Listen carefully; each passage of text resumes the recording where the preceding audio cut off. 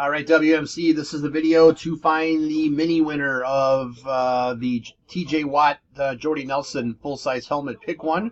So the winner will get 3 spots in the main. So we'll check the time, January 4th at 1:06 p.m. I'm going to go over to the mini and type live. And we have January 4th at 1:06 p.m. There's the list of our 20 entries. We're just going to randomize your names, and then whoever is on top after the final roll wins the 3 main spots. So we need a dice roll of 5 or higher. There's 7.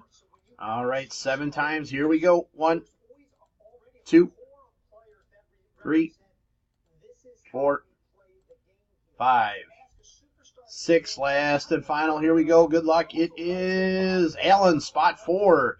1 spot magic. No, 2. Oh, I'm sorry. He had 3 spots. So, Alan, you will get the 3 main spots. Once everybody is paid up on the main, then we'll get the main run and find our winner.